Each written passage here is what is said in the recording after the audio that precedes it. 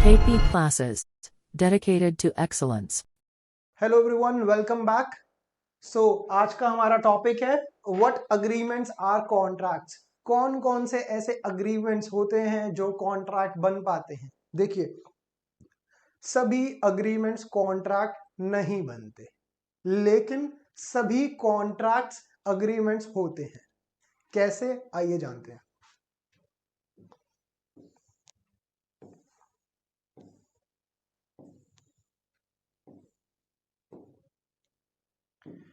What agreements are contract? Agreement enforceable by law is a contract. ऐसे agreements जो law enforce करेगा वो contracts होते हैं। जो लॉ एनफोर्स नहीं करता वो कॉन्ट्रैक्ट नहीं होते। देखिए, सबसे पहली बात तो अग्रीमेंट क्या होता है। हमने भी क्या पढ़ा था, प्रॉमिस, एक्सेप्टेंस। देखिए, जब प्रॉमिस एक्सेप्ट हो जाता है, सॉरी, जब एक प्रपोजल एक्सेप्ट हो जाता है वो बनता है promise. And what a agreement is? An agreement is a promise or set of promise forming consideration for each other is a agreement. So पहली चीज प्रपोजल एक्सेप्ट हो जाता है, वो प्रॉमिस बन जाता है। प्रॉमिस क्या होता है? अग्रीमेंट का फॉर्म लेता है। और अग्रीमेंट जो लॉ के तहत एनफोर्स हो सकते हैं उन्हें हम क्या कहते हैं? Contracts. Every agreement is not a contract. सारे अग्रीमेंट्स कॉन्ट्रैक्ट नहीं होते, सिर्फ वही होते हैं जो लॉ में एनफोर्स हो सकते हैं। But if the conditions of section 10 are satisfied, then it can be a contract. देखिए, कॉन्ट्रैक्ट्स एक्ट में, इंडियन कॉन्ट्रैक्ट एक्ट 1872 में एक सेक्शन है, सेक्शन 10। उस सेक्शन 10 में कुछ कंडीशंस लिखी हैं जो बताती हैं कि अगर एक अग्रीमेंट ये सारी कंडीशंस फुलफिल कर रहा है तो ये कॉन्ट्रैक्ट बनने के लिए एलिजिबल है। क्या कंडीशंस है जानते हैं। Essentials of a valid contract, यही कंडीशंस हैं जो एक अग्रीमेंट को कॉन्ट्रैक्ट बनाती हैं। First is consent of both the parties. Consent of both the parties मतलब, देखिए, कंसेंट होता है बायलैटरल। बायलैटरल मतलब assent of both the parties. जब दोनों पार्टी सेम थिंग, सेम चीज पे, सेम सेंस में अग्री करती हैं, then it is said that both the parties have given their assent. जब एक प्रपोजल, देखिए, प्रपोजर जो होता है वो देता है प्रपोजल, प्रपोजी जो देता है वो होता है एक्सेप्टेंस। सो जब प्रपोजल हुआ वो हुआ प्रपोजल जो हुआ वो हुआ प्रपोजल प्रोमिसार का असेंट, और एक्सेप्टेंस क्या हुआ? प्रोमिसी का असेंट। जब दोनों का असेंट मिलता है उसे हम कहते हैं consent. So consent of parties, दोनों पार्टीज को सेम थिंग पे, सेम चीज पे अग्री करना होता है, सेम सेंस में। कॉम्पिटेंट पार्टीज, अब कॉम्पिटेंट पार्टीज क्या होती है? सेकंड चीज है पार्टी की कॉम्पिटेंसी। अब पार्टी की कॉम्पिटेंसी कैसे चेक करेंगे, आइए जानते हैं। देखिए, पार्टी की कॉम्पिटेंसी क्या, उसे कैसे चेक करेंगे? कैपेसिटी, वो कॉन्ट्रैक्ट करने के लिए कॉम्पिटेंट है या नहीं, उनकी कैपेसिटी है या नहीं। Every person is competent to contract, हर वो आदमी कॉन्ट्रैक्ट करने के लिए काबिल है जो कि who is of the age of majority, जो आदमी मेजर है। मेजर मतलब, देखिए, हर लॉ में एज ऑफ मेजॉरिटी अलग अलग होती है मोस्टली, ठीक है। इंडियन कॉन्ट्रैक्ट एक्ट की अगर हम बात करें सो इसमें एज ऑफ मेजॉरिटी है 18 साल। So who is of the age of majority, तो मतलब 18 साल से ऊपर का व्यक्ति कॉन्ट्रैक्ट करने के लिए सक्षम है, समर्थ है। Who is of sound mind, देखिए साउंड माइंड क्या होता है? साउंड माइंड होता है कि बंदे को सोचने समझने की शक्ति है वो अपना सही गलत जानता है। जो इंसान अपने लिए क्या सही है क्या गलत है वो जानता है। मेडिकली लॉ लॉ की बात भी है और मेडिकली भी, जो मेडिकली भी साउंड है और लीगली भी साउंड है। मेडिकली साउंड मतलब उसे कोई मेंटल इलनेस ना हो, और लीगल साउंडनेस मतलब कि वो अपने लिए क्या सही है और क्या गलत है दोनों चीजें जानता हो। Not disqualified from contracting by law. Not disqualified from contracting by law. तो लॉ कैसे बार करता है कॉन्ट्रैक्टिंग से? देखिए, लॉ किन्हें बार करता है? लॉ बार करता है इंसॉल्वेंट लोगों को कि भाई आप कॉन्ट्रैक्ट मत कीजिए। क्यों? उनके पास इंसॉल्वेंट मतलब जिनका दिवालिया निकल गया, जिस पे खुद पे पैसे नहीं है, वो आपको ब्रीच अगर करता है तो कैसे पैसे देगा? सो लॉ ऐसे लोगों को बार करता है कि आप कॉन्ट्रैक्टिंग नहीं कर सकते। कमिंग बैक, कॉम्पिटेंट पार्टीज तो हमें समझ में आ गया, तीनों पॉइंट्स जो हमने डिस्कस करे। लॉफुल कंसिडरेशन, कंसिडरेशन हम पहले अभी पढ़ चुके हैं पिछली क्लास में। लॉफुल कंसिडरेशन क्या होता है? Something which is recognised by law which is not unlawful, जिसको लॉ प्रोहिबिट नहीं करता। अगर हम बात करें कि पैसा, हम बात करें कि आप कोई वैल्यूएबल कमोडिटी चेंज कर रहे हैं, बार्टर भी कर रहे हैं, आप बार्टर भी कर सकते हो, आप कैश भी दे सकते हो, आप बैंक ट्रांसफर कर सकते हो, आप डॉलर्स में पेमेंट कर सकते हो, आप किसी और करेंसी में पेमेंट कर सकते हो, but it should not be unlawful. Unlawful मतलब आप किसी भी ऐसे सब्सटेंस जो गवर्नमेंट ने बैन कर रखे हैं, फॉर दैट मैटर कोई भी इलीगल सब्सटेंस, कोई ड्रग, कोई ऐसी मेडिसिन, ऐसा केमिकल जो सरकार ने बैन कर रखा हो, आप वो एज अ कंसिडरेशन नहीं दे सकते। सिर्फ लॉफुल कंसिडरेशन होना चाहिए। लॉफुल ऑब्जेक्ट, सो हमारा जो अग्रीमेंट बन रहा है, अगर उसे कॉन्ट्रैक्ट बनना है, सो जो ऑब्जेक्ट होना चाहिए वो लॉफुल होना चाहिए। अनलॉफुल चीजों के लिए आप अग्रीमेंट, आप अग्री कर लो, अग्रीमेंट बन गया, बट वो कॉन्ट्रैक्ट नहीं बनेगा। कैसे? देखिए, मैंने आप और मैंने आपसे कहा कि भाई आप मुझे AK-47 सप्लाई कीजिए, मैं आपको 10 लाख रुपए दूंगा, हमने एग्रीमेंट बना लिया। तो हमारा ऑब्जेक्ट क्या है? मैं आपको पैसा दे रहा हूं और आप मुझे AK-47 दे रहे हैं। तो ऑब्जेक्ट क्या है? इलीगल सब्सटेंस में डीलिंग। सो क्या लॉ उसे रिकॉग्नाइज करता है? तो हमारा जो ऑब्जेक्ट हुआ वो क्या हुआ? अनलॉफुल। सो हम ऐसे अनलॉफुल चीजों के लिए, मान लीजिए अवेजरिंग एग्रीमेंट, हमने शर्त लगाई, तो क्या आप ऐसे एग्रीमेंट्स को अब बना सकते हो? क्या आप कोर्ट से, मान लीजिए आपने मेरे से शर्त लगाई और आप शर्त जीत गए और मैं आपको पैसा नहीं दे रहा, तो क्या आप कोर्ट में जाके पैसा रिकवर कर सकते हो? नहीं। कोर्ट कहेगा भाई आपने ऐसा एग्रीमेंट बनाया ही क्यों? हम लॉ तो ऐसे एग्रीमेंट्स को बार करता है।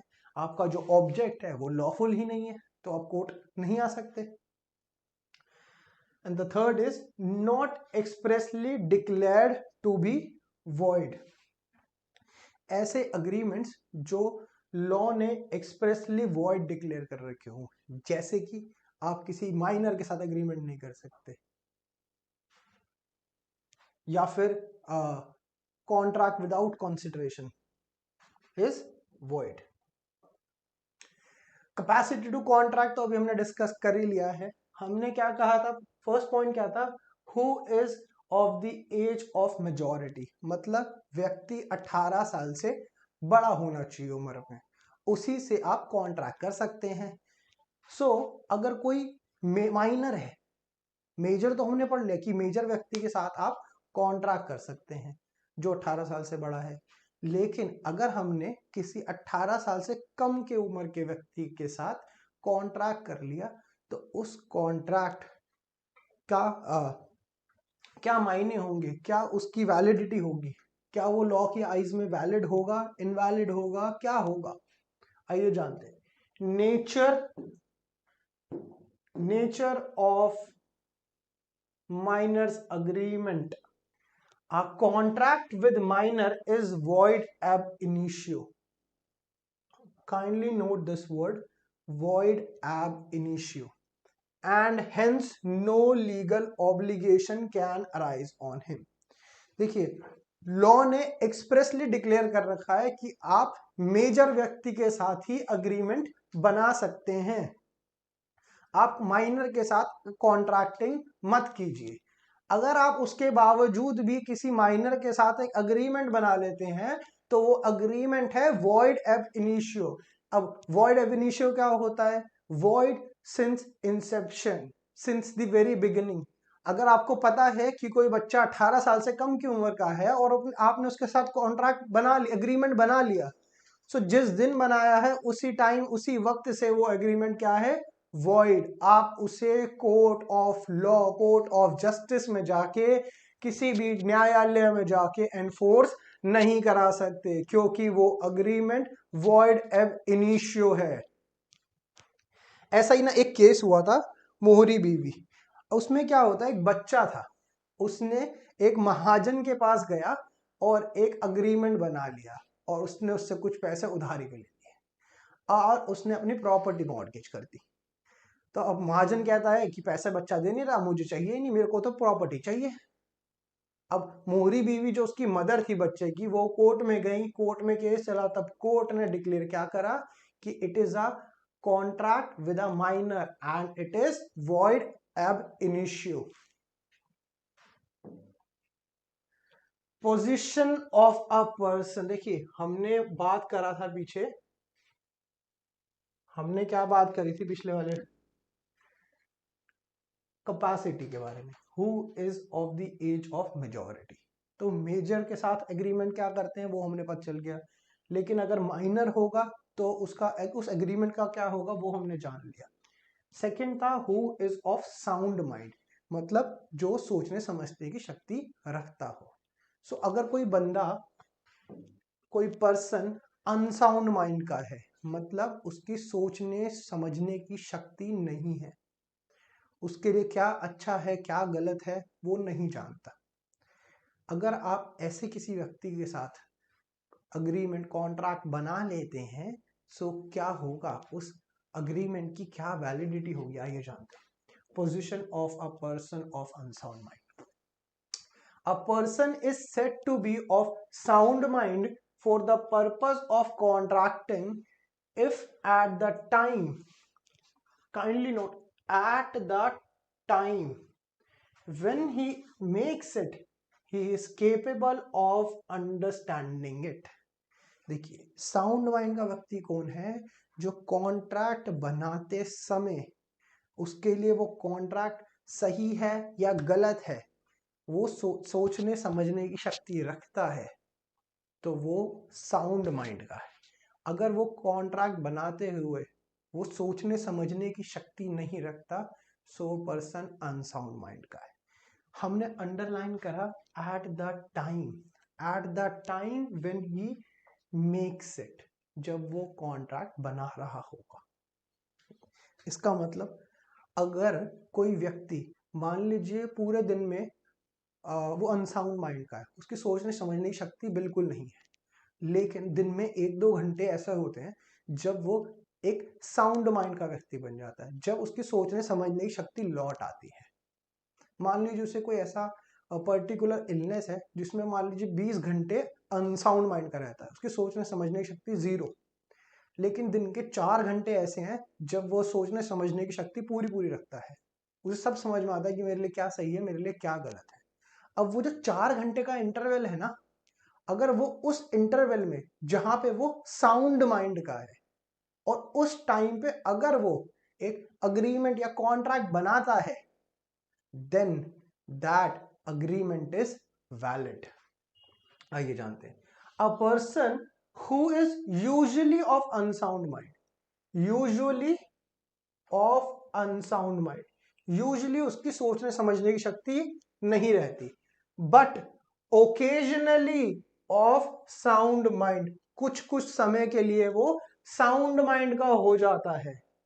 May make a contract when he is of sound mind, वो एक कॉन्ट्रैक्ट बना सकता है, कब? जब उसकी सोचने समझने की शक्ति हो, जब वो साउंड माइंड का हो। Next, a person who is usually of sound mind, जो पूरे दिन यूजुअली सोचने समझने की शक्ति रखता है, but occasionally of unsound mind. देखिए पूरे दिन वो नॉर्मल व्यक्ति है आपकी और मेरी तरह, बट बीच बीच में एक ऐसा समय आता है जब वो अपने सोचने समझने की शक्ति खो देता है। May not make a contract when he is of unsound mind, पूरे दिन में कभी भी कॉन्ट्रैक्ट बनाए वैलिड है। जिस टाइम वो अपनी सोचने समझने की शक्ति खो देता है, बस वो उस टाइम कॉन्ट्रैक्ट ना बनाए, तो वो कॉन्ट्रैक्ट क्या है, वैलिड है। ठीक है, हमने यहां क्या पढ़ा था अभी, कंसेंट ऑफ द पार्टीज। मैंने आपको बताया था कंसेंट बायलैटरल होता है। आइए जानते हैं कैसे। देखिए, consent is bilateral, technically assent of both the parties. मैंने बताया था ना अभी, असेंट ऑफ प्रपोजर क्या होता है, प्रपोजल। असेंट ऑफ प्रपोजी क्या होता है, एक्सेप्टेंस। देखिए, willingness of the proposer, proposer क्या चाहता है उसकी विलिंगनेस क्या होती है, प्रपोजल। और प्रपोजी क्या चाहता है, वो क्या होती है उसकी विल, एक्सेप्टेंस ऑफ एक्सेप्टर। जब दोनों का असेंट मिल जाता है तब क्या हो जाता है, consent of both the parties. Basically consent होता है दो असेंट को मिला के एक कंसेंट बनता है। ठीक है, हम लोग बहुत बार सुनते हैं रेप की केस में क्या पार्टीज का कंसेंट था। कंसेंट मतलब मेल एंड फीमेल दोनों का कंसेंट होना चाहिए सेम थिंग पे, सेम सेंस में। ठीक है, ये हो गया कंसेंट। अब एक टर्म है फ्री कंसेंट। फ्री कंसेंट क्या होता है, ऐसा कंसेंट जो कि आप पे बिना किसी डर जोर जबरदस्ती के दिया हो। मैंने किसी चीज को हाँ बोला हो बिना किसी डर दबाव के। आइए जानते हैं कैसे। Consent is said to be free when it is not caused by coercion, not caused by coercion, not। So coercion से इन्फ्लुएंस ना हो आपका कंसेंट, वो फ्री होता है। Consent coercion is one of this, will be discussing other as well. So consent is said to be free when it is not caused by coercion. अब coercion क्या होता है, कोअर्जन होता है कमिटिंग, कुछ करना, या थ्रेटन, डराना कि मैं ऐसा कुछ कर दूंगा। क्या कर दूंगा, एनी अनलॉफुल एक्ट। जैसे कि मैंने बोला मैं आपके ऊपर एसिड फेंक दूंगा, मैंने आपको बोला मैं आपकी टांग तोड़ दूंगा। एसिड फेंक देना इज ऑफेंस, टांग तोड़ देना इज एन ऑफेंस, चांटा मार देना, hurt is also an offence, grievous hurt, hurt. मैंने मर्डर कर दूंगा, आपके बच्चे को किडनैप कर लूंगा। ऐसी कोई भी चीज कर देना या डराना इज कोअर्जन। अब मैंने मान लीजिए आपको बोला कि बेटा इस कॉन्ट्रैक्ट पे साइन करो वरना मैं आपको गोली मार दूंगा। So what is it, I am exercising coercion. अब आपने साइन तो कर दिया अग्रीमेंट, आप मेजर हो, आप साउंड माइंड के हो, नॉट डिस्क्वालिफाइड बाय लॉ हो, सब कुछ है, आप सेक्शन 10 की सारी कंडीशंस फुलफिल हो रही है इस एग्रीमेंट में। सो ये एग्रीमेंट तो कॉन्ट्रैक्ट बन जाना चाहिए, सो एक वैलिड कॉन्ट्रैक्ट होगा। सो कोअर्जन, मैंने ये जो इलीगल अनलॉफुल एक्ट आपके ऊपर एक्सरसाइज करी, इसका क्या, आइए जानते हैं। Effect of coercion on agreement, coercion का अग्रीमेंट पे क्या इफेक्ट होगा। Agreement is voidable. वॉइडेबल मतलब वॉइड होने लायक, वॉइड कराया जा सके, उसे हम कहते हैं वॉइडेबल। वॉइड नहीं है, इनिशियली जब बनाए हैं सारी कंडीशंस फुलफिल कर रहा है, तो वॉइड तो नहीं है, कॉन्ट्रैक्ट बनने के लायक है. So agreement is voidable at the option of the party whose consent was so caused. मतलब वो पार्टी जिसके ऊपर मैंने कोअर्जन एक्सरसाइज करा, जिसको मैंने डराया धमकाया है. मान लीजिए मैंने आपको और मेरा एग्जांपल, मान लीजिए मैंने आपको डराया धमकाया है. जो पार्टी को डराया धमकाया जाता है वो कोर्ट में जाके उस कॉन्ट्रैक्ट को वॉइडेबल, उसे वॉइड डिक्लेयर करवा सकती है, कोर्ट में जा सकती है, बताएंगे कि जी इन्होंने मेरे ऊपर कोअर्जन एक्सरसाइज करा था, सो मेरा जो कंसेंट था वो फ्री नहीं था. सो अग्रीमेंट जो फ्री कंसेंट के साथ बना है इज वॉइडेबल. सो कोर्ट ऐसे कॉन्ट्रैक्ट्स को वॉइड डिक्लेयर कर देगा. आइए सेकंड इज, हमने क्या पढ़ा था अभी पहले, consent is said to be when free when it is not caused by coercion, and the second is not caused by undue influence. अब यहां पे शब्द यूज हो रहा है इन्फ्लुएंस. आजकल तो सभी जानते हैं इन्फ्लुएंस क्या होता है, इतने सारे ऑनलाइन इन्फ्लुएंसर्स हैं जिन्हें देख के हम प्रभावित होते हैं. ठीक है, उनके इन्फ्लुएंस में आके वैसा बनना चाहते हैं, वैसा कुछ करना चाहते हैं. ठीक है, one party is when one party is in the position to dominate the will of the other. देखिए, dominate the will of the other, dominating position. अगर हम इंस्टाग्राम इन्फ्लुएंसर्स की बात भी करें तो हम लोग कहीं उनको लोग हमें कुछ लोग ऐसे लगते हैं कि भाई हाँ इनका ये काम अच्छा है, हम ये कर सकते हैं, सो हम उनसे इन्फ्लुएंस होते हैं. लेकिन यहां जो हम बात कर रहे हैं, यहां जो पर्सन आपको इन्फ्लुएंस कर रहा है उसकी एक पोजीशन होल्ड करनी चाहिए. पोजीशन कैसी? Dominating position. अब आप कहेंगे डोमिनेटिंग पोजीशन क्या होती है? मास्टर सर्वेंट, मास्टर की अपने सर्वेंट पे एक डोमिनेटिंग पोजीशन है. वो चाहता है, चाह के कुछ अपने सर्वेंट से काम करवा सकता है. सो मास्टर की क्या पोजीशन है? Dominating position. हमारे फादर की हमारे ऊपर एक डोमिनेटिंग पोजीशन है. हमारे फादर हमें कुछ काम करने को कहते हैं तो हम कर लेते हैं. सो क्या कहीं ना कहीं वो अपेरेंट अथॉरिटी है हमारी, उनके आगे वो डोमिनेटिंग पोजीशन होल्ड करते हैं, हम उनकी बातों में आगे कुछ काम कर देते हैं. ठीक है, when one party is in the position to dominate the will, उन्होंने कुछ कहा हमने मान लिया. सो ये जो डोमिनेटिंग पोजीशन है ना, ये बहुत ही क्या नाम है, हर केस टू केस वैरी करती है. कैसे? अभी मैंने बोला फादर की जो पोजीशन होती है वो डोमिनेटिंग होती है, तो क्या बेटे की पोजीशन डोमिनेटिंग हो सकती है? बिल्कुल हो सकती है. मान लीजिए एक फादर है जो कि एजेड है, काफी एजेड है, and he is dependent on the son और द डॉटर. सो वो उनके द सन और the daughter is looking after the parent. So क्या क्या उस सन या डॉटर की डोमिनेटिंग पोजीशन नहीं है? बिल्कुल है. क्या हस्बैंड की वाइफ पे डोमिनेटिंग पोजीशन नहीं है? बिल्कुल है. कोई आदमी ऐसा है जो अपनी वाइफ को डरा के या उस पर कंट्रोल रखता है? तो बिल्कुल है. क्या वाइफ की हस्बैंड पे डोमिनेटिंग पोजीशन है? बिल्कुल हो सकती है. मान लीजिए कोई हस्बैंड है वो वाइफ के रिसोर्सेज पर सर्वाइव कर रहा है, तो बिल्कुल वाइफ की भी डोमिनेटिंग पोजीशन हो सकती है. So the dominating position is very circumstantial. ये हर केस पे डिपेंड करती है. हम प्रिज्यूम नहीं कर सकते कि इस केस में डोमिनेटिंग पोजीशन इसकी ही होगी. अगर मैंने मास्टर सर्वेंट का एग्जांपल लिया तो जरूरी नहीं है मास्टर की ही डोमिनेटिंग पोजीशन होगी. मान लीजिए कोई मास्टर अपने सर्वेंट पे बहुत ही ज्यादा डिपेंडेंट है, पैसा दे रहा है बट इतना डिपेंडेंट है कि ये चला गया तो मेरा काम ही नहीं चल सकता.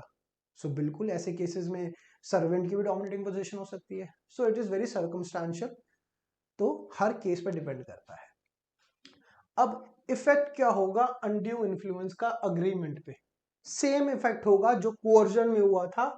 Agreement is voidable at the option of the party whose consent was so caused. So अब जिसके ऊपर अनडू इन्फ्लुएंस एक्सरसाइज किया गया है, जैसे मैंने मास्टर सर्वेंट का एग्जांपल लिया था, मास्टर डोमिनेटिंग पोजीशन पे है, तो सर्वेंट जिस पे डोमिनेटिंग पोजीशन यूज करी गई है, जिसको इन्फ्लुएंस करा गया है, वो कोर्ट में जाके उस अग्रीमेंट को वॉइड डिक्लेयर करवा सकता है। ये हो गए दोनों। ना the third one is fraud. अब फ्रॉड क्या होता है? Act done by a party with the intention to deceive, with intention of deceiving the other party। देखिए फ्रॉड क्या होता है? ऐसा कोई एक्ट जिससे आप दूसरी पार्टी को डिसीव करना चाहते हो। अब डिसीव कैसे करा जाता है? देखिए मान लीजिए आप गाड़ी खरीदने गए, ठीक है, मैं एक प्री ओन्ड कार सेलर हूं, मैं सेकंड हैंड कार सेल करता हूं, ठीक है। अब मेरे को आप पे फ्रॉड एक्सरसाइज करना है, मैं कैसे करूंगा? आप आए, आपने कहा सर मेरे को ऐसी गाड़ी चाहिए जिसपे एक भी स्क्रैच ना हो। नाउ मेरे पास एक गाड़ी खड़ी है जो मुझे बेचनी है और you are the potential customer, but आपने बोल दिया कि कोई स्क्रैच ही ना हो। अब मुझे उस गाड़ी पे स्क्रैच है और मुझे वो आपको बेचनी है, तो मैं क्या कर रहा हूं? मैं गया, मैंने उसके ऊपर एक स्टिकर चिपका दिया, ठीक है, और बार बार मैं वहीं खड़ा हो जाता हूँ ताकि आप देख ही ना पाओ। अब बार बार आपसे इग्नोर करवा रहा हूँ, बार बार उस चीज को छुपा रहा हूँ। What am I doing? I am actively concealing something. Concealing मतलब छुपाना, तो इसे हम बोलते हैं एक्टिव कंसीलमेंट। एक्टिव कंसीलमेंट से मैं आपको डिसीव कर रहा हूँ, आपका बुद्धू बना रहा हूँ कि आप वो गाड़ी खरीद लें। So what is fraud? Act done by a party with the intention of deceiving. मैं आपको डिसीव कर रहा हूं। कैसे? उस गाड़ी पे स्क्रैच को छुपा के। नाउ अब कई लोग कहेंगे कि भाई there is are two types of concealment. So कई लोगों को लगेगा भाई एक्टिव कंसीलमेंट तो बता दी, पैसिव कंसीलमेंट क्या होती है? देखिए पैसिव कंसीलमेंट ना पर से कोई किसी कैटेगरी में फॉल नहीं करती। हमने एक्टिव कंसीलमेंट करी। एक्टिव कंसीलमेंट क्या होता है? आप एक्टिवली कुछ एक्ट करके, खुद से कोई एक्ट करके उस चीज को छुपा रहे हो किसी को डिसीव करने के लिए। कोई एक्ट ऐसा कर रहे हो जिससे सामने वाली पार्टी को आप बुद्धू बना सके। जैसे कि मैंने आपको एग्जांपल दिया कि मैं बार बार स्क्रैच के आगे खड़ा हो जाता हूँ, मैंने उसके ऊपर एक स्टिकर लगा दिया। What am I doing? I am actively concealing that fact कि भाई इस गाड़ी पे स्क्रैच है। I am actively concealing it. What is passive concealment? Passive concealment क्या होता है? देखिए मैंने कोई एक्ट नहीं करा, बट कोई डिफेक्ट, कुछ ऐसी चीज से छुप गई। जैसे कि मान लीजिए आप ज़ारा या ऐसे किसी फैंसी स्टोर पे जाते हैं, वहां पे सब जगह कपड़े कपड़े रखे होते हैं, ठीक है। अब कोई कपड़े में हल्का सा मान लीजिए फटा हुआ है, ठीक है। उन्होंने आपको कपड़े देखे, आपने कपड़े देखे, आपको पसंद आया, आप घर ले आए, बट वो कपड़ा फटा हुआ था, आपने देखा नहीं। What is it? Passive concealment. जो अपने आप छुप जाए उसे कहते हैं passive concealment. So in the case of fraud, active concealment, अगर आप एक्ट खुद से कोई चीज छुपाएं in order to deceive the other person, is fraud. The fourth one is misrepresentation. Misrepresentation क्या होता है? Untrue statement, untrue statement of fact when no intention to deceive, no intention to deceive। Fraud में क्या था? हमारी intention to deceive था, लेकिन misrepresentation में no intention to deceive, it is misrepresentation. मान लीजिए आप मेरे पास आए, मैं सड़क पे खड़ा था, आपने पूछा सर हौस खास का रास्ता कहाँ है? मुझे खुद नहीं पता, मैंने बोल दिया आगे जाकर राइट ले लेना। मेरी इंटेंशन आपको डिसीव करने की नहीं, मुझे लगा कि आगे जाकर राइट में ही होगा, मैंने आपको बोल दिया राइट में। What is it? It is miss representation. यहां मेरी आपको डिसीव करने की, आपको बुद्धू बनाने की इंटेंशन नहीं थी, but still I am misrepresenting you. Effect क्या होगा? इफेक्ट ऑफ फ्रॉड, हम दोनों चीज का पढ़ रहे हैं, effect of fraud and misrepresentation on agreement. Agreement is voidable at the option of the party whose consent was so caused. जिसके ऊपर हमने फ्रॉड एक्सरसाइज करा, जो मिसरिप्रेजेंट हुआ, वो कोर्ट में जाके ऐसे कॉन्ट्रैक्ट को वॉइड डिक्लेयर करवा सकता है. Then the last one is mistake. देखिए मिस्टेक जो होती है ना वो दो तरीके की होती है. पहली है मिस्टेक ऑफ फैक्ट और दूसरी है mistake of law. Mistake of fact and mistake of law. अब मिस्टेक ऑफ फैक्ट में भी दो कैटेगरीज है. यूनिलैटरल मिस्टेक मतलब मिस्टेक ऑफ वन पार्टी. अगर कोई एक पार्टी किसी फैक्ट के रिगार्डिंग उसे गलती लग गई है, सो उसका अग्रीमेंट पे कोई इफेक्ट नहीं होगा. क्यों नहीं होगा? ऐसे तो हर आदमी आके कहेगा जी मैंने कुछ और समझ लिया था. ऐसे तो कोई कॉन्ट्रैक्ट अग्रीमेंट कॉन्ट्रैक्ट ही नहीं बन पाएगा. जिसको पार्टीज को बाद में दिक्कत लगी वो कहेगी जी मेरे को तो गलती हो गई थी, आप एक काम कीजिए, इस कॉन्ट्रैक्ट को वॉइड डिक्लेयर कर दीजिए.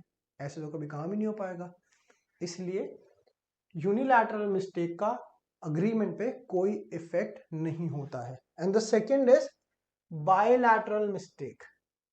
बायलैटरल मिस्टेक मतलब कोई ऐसा फैक्ट जिसकी बारे में दोनों पार्टीज को गलती लग गई हो. जैसे कि मान लीजिए एक कॉन्ट्रैक्ट के बीच में एक फैक्ट था कि भाई हम मिलेंगे उत्तराखंड में. There is a place called I am forgetting the name. मान लीजिए दिल्ली है, ठीक है. दिल्ली में एक दिल्ली गेट है, दिल्ली गेट. ऐसा ही एक गेट है यूपी में गाजियाबाद में, उसका नाम भी क्या है? दिल्ली गेट. ठीक है. अब हमारे बीच में एक कॉन्ट्रैक्ट हुआ कि भाई हम दोनों अपने अपने गुड्स लाके दिल्ली गेट पे मिलेंगे. अब दोनों पार्टीज को गलती हो गई कि दिल्ली गेट कौन सा है.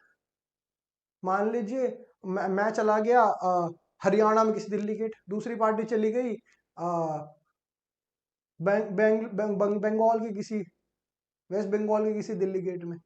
सो यहाँ क्या हुआ? दोनों पार्टीज को मिस्टेक ऑफ फैक्ट हुआ. ऐसे केसेस में अग्रीमेंट इज वॉइड. जहां दोनों पार्टीज की मिस्टेक है वहां अग्रीमेंट क्या होगा? Void. Now the second mistake is mistake of law. Mistake of law में क्या होगा? अब फॉरेन लॉ. फॉरेन लॉ क्या होता है? वो लॉ जो इंडिया में एप्लीकेबल नहीं है. अमेरिका का लॉ, आपका पाकिस्तान का लॉ, अफ्रीका का लॉ, कोई और लॉ जो इंडिया में नहीं लगता. Same effect as mistake of fact. Same effect as mistake of fact. अब इसमें भी दो चीजें हैं. अब ये यूनिलैटरल मिस्टेक हुई है या बायलैटरल मिस्टेक हुई है. अगर फॉरेन लॉ में किसी एक पार्टी को गलती हुई है then no effect on agreement. अगर दोनों पार्टीज ने फॉरेन लॉ को कुछ और समझ लिया देन इट इज वॉइड. ठीक है. Indian law. देखिए हम क्या प्रिज्यूम करते हैं, आप इंडिया में रहते हो, आपको इंडिया का कानून पता होना चाहिए, इसलिए no effect on agreement. India का लॉ है, आप कहते हो जी मुझे इंडिया के लॉ में गलती लग गई, ये बात एक्सक्यूजेबल नहीं है. So no effect on agreement. So ये हमारा हुआ आज का टॉपिक खत्म. What agreements are contracts. Now will be discussing a illustration case. ये हमारा नालसर 2000 में पूछा गया है. आइए जानते हैं क्या है.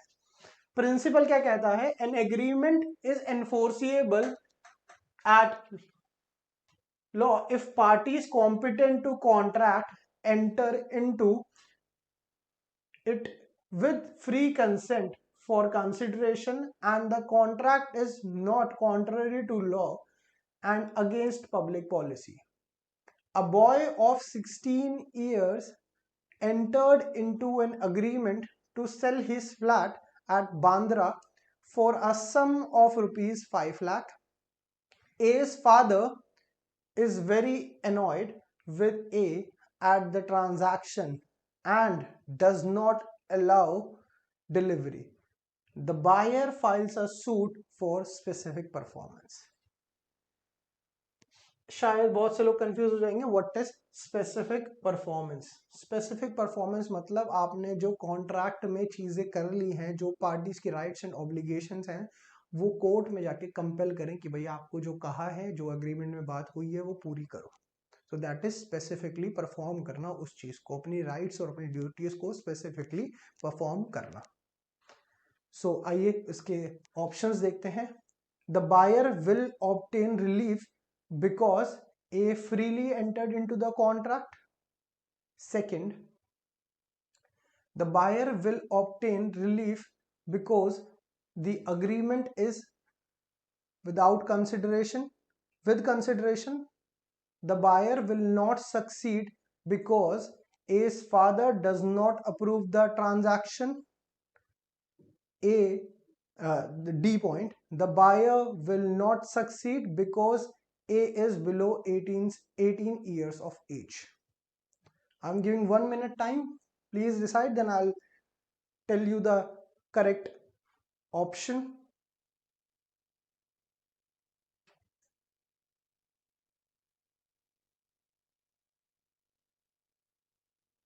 Yes. The correct answer is D. The buyer will not succeed. Why? Because A is below the age of 18 years and a contract with a minor is not valid. आइए एक और इलस्ट्रेशन देखते हैं। ये एली 2010 में पूछा गया था। What is it? प्रिंसिपल क्या कहता है? Where both the parties to an agreement are under a mistake as to matter of fact essential to the agreement is void. A had a piece of land, believed that the value of the land was rupees 1000 per square foot. B knew that the value of the land was in fact rupees 1500 per square foot. However, he did not inform A and purchased the land for 1000 rupees. The contract is first option, the contract is valid since A should have been more careful. B, the contract is valid since B paid for the land. The contract is void since A was mistaken about the cost of the land. D, the contract is valid since the land has already been purchased. I'm giving 1 minute time, please make a choice. Yes. So the right answer is B. The contract is valid since B paid for the land. देखिए,